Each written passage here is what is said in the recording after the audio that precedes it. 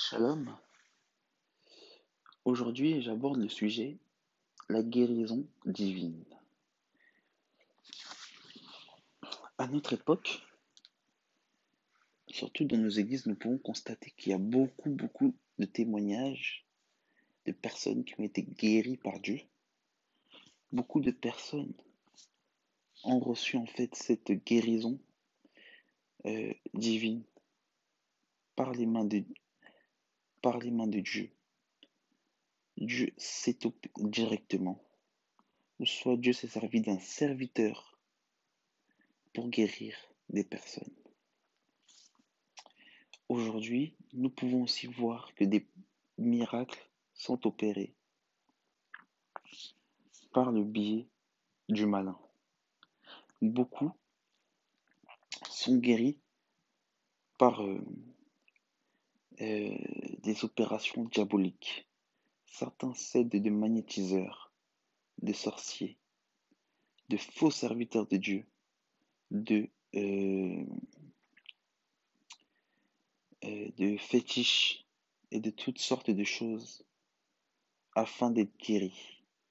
Et de traditions aussi païennes, comme certaines traditions issues du vaudou, des traditions celtes, etc. Mais nous croyons que les miracles existent. Et aussi, je voulais apporter ce troisième thème, ce troisième constat. Beaucoup aussi réfutent les miracles. Beaucoup aujourd'hui euh, dénoncent, ne croient plus aux miracles. Beaucoup dans l'Église disent que les miracles se sont arrêtés au temps des apôtres. Beaucoup disent que les miracles sont d'origine satanique. Beaucoup en fait renient en fait cette existence des miracles. Beaucoup aujourd'hui en fait rejettent cette conception de ce Dieu faiseur de miracles. Beaucoup en fait croient en ce Dieu, un Dieu monotone. Vont à l'église le dimanche, prient, disent, écoutent un sermon sans esprit et considèrent que Dieu ne fait plus de miracles et que ceux qui ont été guéris ou ceux qui se déclarent guéris par Dieu, être guéris par la puissance de l'Esprit de Dieu, considèrent que ceci est d'origine diabolique. Avant d'aborder ce sujet avec différents passages bibliques, j'ai un petit témoignage à raconter. C'était à l'époque où euh, je venais de croire je m'étais en fait réellement converti à Christ et je cherchais en fait une branche particulière. Donc du coup, j'avais pris contact avec les témoins de Jéhovah et j'avais eu au téléphone une témoin de Jéhovah avec laquelle j'ai parlé et je lui ai dit que c'était un miracle en fait que je l'ai eu au téléphone et que c'est Dieu qui l'avait voulu. Et cette personne m'avait répondu en me disant, les miracles n'existent pas. Et non, les miracles n'existent plus. Mais les miracles n'existent pas. Je lui dis, et en lui rétorquant que je lui ai rétorqué que aujourd'hui, bien sûr, que les miracles existent. Pourquoi Dieu ne ferait pas de miracles? Elle m'a répondu que nous ne pouvons pas savoir si tous ces miracles ou toutes ces choses qui se produisent sont issues de Dieu. Car j'ai constaté qu'elle n'avait pas le discernement. Et je me suis posé cette question tout au long de mon pèlerinage sur cette terre, ou plutôt dans mon pèlerinage au sein des dénominations, pardon. Comment en fait on peut penser que on peut se déclarer chrétien et ne pas savoir si un miracle vient de Dieu ou non. Or, la Bible dit que Dieu nous a donné le discernement. Or, la Bible dit dans 1 Jean chapitre 5, verset 20, que Dieu nous a permis de connaître le véritable. Et en connaissant le véritable, nous savons qu'il est le vrai Dieu, c'est-à-dire Christ. Car il nous a donné l'intelligence pour connaître le véritable. Donc, en ayant l'intelligence, nous pouvons savoir ce qui est bien et mal. Voilà, c'est pourquoi nous savons que Christ est le véritable Dieu. Donc c'est de même que la guérison divine existe encore aujourd'hui. C'est pourquoi je voulais aborder ce sujet également. Parce qu'aujourd'hui, nous sommes dans un temps fatidique où nous voyons le coronavirus, où nous voyons que beaucoup de chrétiens ont peur de cette maladie. Beaucoup en fait de chrétiens sont subjugués par la peur et non par la foi. Que beaucoup de chrétiens oublient que nous avons un Dieu qui a ouvert la mer en deux, la mer rouge en deux, qu'il a fait les plaies en Égypte. Nous oublions que nous avons un Dieu qui a su garder son peuple pendant plus de 4000 ans. Nous oublions que nous avons un Dieu qui est venu sur cette terre, qui est mort à la croix pour nos péchés et qui nous a rachetés. Nous oublions que nous avons un Dieu qui est merveilleux. Aujourd'hui, je veux vraiment exprimer en fait exprimer ceci, que la guérison divine existe encore. C'est pourquoi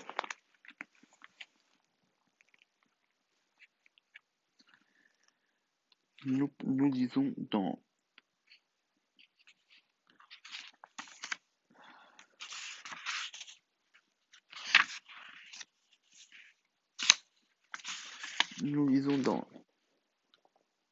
Hébreu, Hébreu 13, verset 8. Jésus-Christ est le même hier, aujourd'hui et éternellement. C'est pourquoi je crois que Christ en fait ne change pas. Que si hier il y avait des miracles, aujourd'hui il y en aura et éternellement il y en aura. Voilà pourquoi la guérison divine existe encore. Donc, nous allons partir dans la loi, nous allons partir dans l'ombre pour comprendre que la guérison existait déjà depuis. Voilà pourquoi nous croyons à la guérison par Jésus-Christ et en Jésus-Christ. Voilà pourquoi nous rejetons toutes sortes de guérisons faites par les féticheurs, faites par des magnétiseurs, faites par des médiums, toutes sortes de guérisons faites par des psychologues, etc. Nous croyons en la guérison divine parce que nous croyons que ce Dieu qui a fait sortir Israël d'Égypte est le même Dieu qui nous guérit quand nous sommes malades et lorsqu'on prie pour nous. Regardez, dans le psaume 103, verset 2 à 3, il dit « Mon âme bénit l'Éternel, il n'oublie aucun de ses bienfaits. C'est lui qui pardonne toute iniquité. » Premièrement, Dieu pardonne toute iniquité. Frère, quand tu pêches, Dieu te pardonne. Et qui guérit toutes tes maladies. Nous voyons que Dieu guérit toutes sortes de maladies. Ésaïe 53, verset 5, il nous est dit « Mais il est blessé pour nos péchés, brisé pour nos iniquités. Le châtiment qui nous donne la paix est tombé sur lui. Et c'est par ses meurtrissures que nous sommes guéris. » Donc, ce passage prophétique d'Ésaïe 53, verset 5 exprime en fait les meurtrissures que le Christ a eues, le châtiment de la croix, la flagellation bien avant la croix que Christ a subi, que ceci en fait est pour nos péchés, pour nos iniquités, et que ce châtiment qui vient nous donner de la paix, qui vient nous réconcilier, qui vient réconcilier le Père et nous, et c'est par ces meurtrissures, vous avez vu, c'est par ces meurtrissures, c'est-à-dire par toutes les blessures, par tous les maux qu'il a reçus, par le mal qu'il a reçu, pardon, que nous sommes guéris, tant spirituellement que physiquement, frère. Le sang que Jésus a versé à la croix, bien aimé, ce n'est pas un sang qui a été versé une seule fois comme ça et qui n'a plus d'effet. Son sang a encore un effet aujourd'hui. Voilà, nous n'allons pas invoquer le sang, car ceci n'est pas biblique, mais nous disons que son sang produit encore des effets. C'est-à-dire que lorsque le sang de Jésus-Christ vient sur nous, et sur nous, il nous guérit, tout simplement. Voici, regardez dans Marc 16, verset 17 à 18. Voilà ce que les disciples de Jésus-Christ peuvent faire.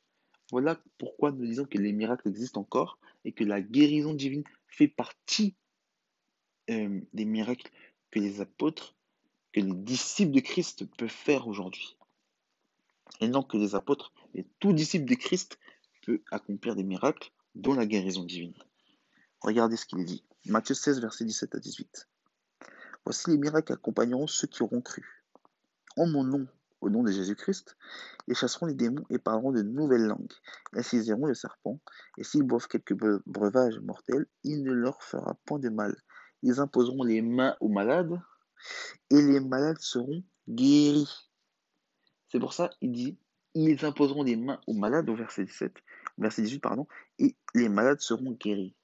Voilà, bien aimé, pourquoi tout à l'heure je disais que Dieu soit peut opérer un miracle de lui-même, et par lui-même la personne sera guérie, ou il peut se servir d'un serviteur et passer par un serviteur afin qu'il impose les mains aux malades et les malades seront guéris.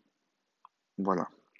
Je continue, il dit que verset 17, verset 6, il dit, le Seigneur dit, si vous aviez foi comme au grain de sénévé, vous direz au sycomore, déracine-toi et plante-toi dans la mer, et il vous obéira.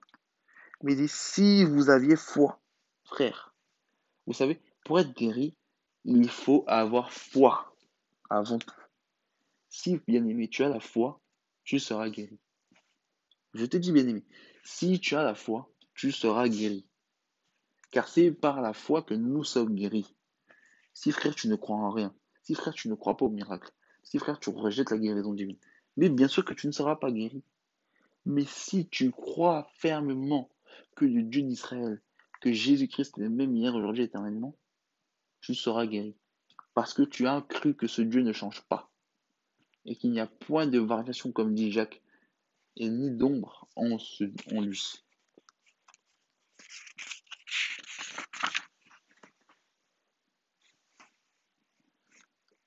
Jean 14, Jean 14, verset 13 à 12, il dit, et tout ce que vous demanderez en mon nom, je le ferai, afin que le Père soit glorifié dans le Fils. Et si vous demandez quelque chose en mon nom, je le ferai. Si vous demandez quelque chose à Jésus-Christ en son nom, en Jésus-Christ, quelque chose, il le fera. Bien aimé, il fera. C'est bon, c'est pas si tu demandes à Jésus une Lamborghini, il va te donner la Lamborghini. Il faut que ce soit biblique ce que tu lui demandes. Il faut que ça soit vérifié dans les Écritures. Si tu lui demandes la guérison, par la foi, comme nous avons lu tout à l'heure, il te guérira, bien aimé. Nul doute dessus. Je pense que nous avons un Dieu des miracles, que ce Dieu que nous avons ne change pas. Paul dira dans 1 Thessaloniciens chapitre 1 verset 5, notre évangile, ne vous ayant pas été prêché en parole seulement, mais avec puissance. Comme nous avons lu tout à l'heure,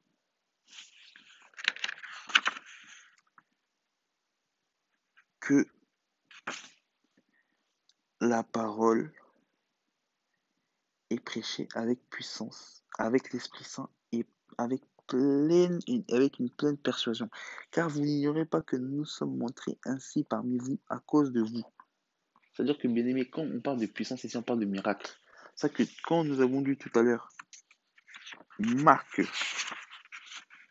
16 à 17, 16, 17 à 18, on parle, c'est qu'il est dit, pas seulement en parole, mais en puissance, c'est-à-dire que la puissance par le Saint-Esprit, les chrétiens avec l'Esprit Saint, on parle du Saint-Esprit, les apôtres ou les disciples ont pu manifester des miracles.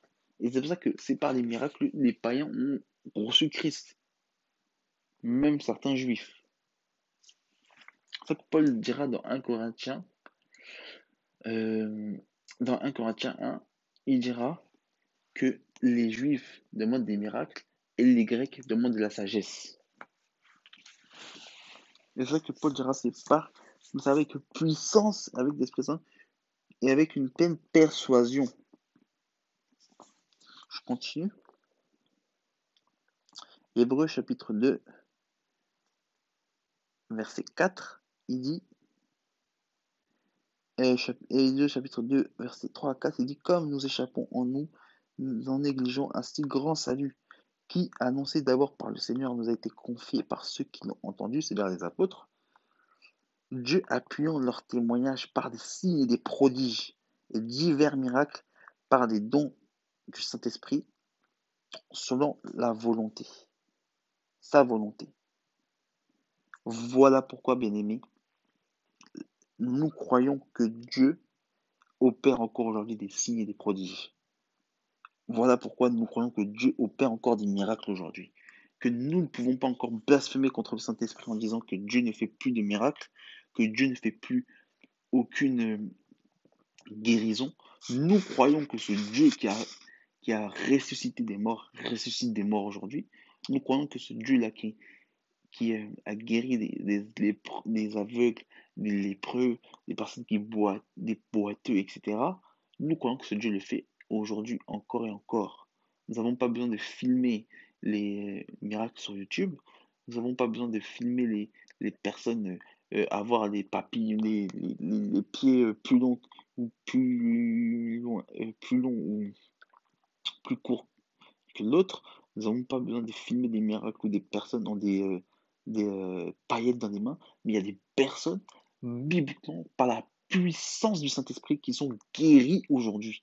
Voilà pourquoi il faut avoir foi, et c'est par la foi que des personnes sont guéries aujourd'hui.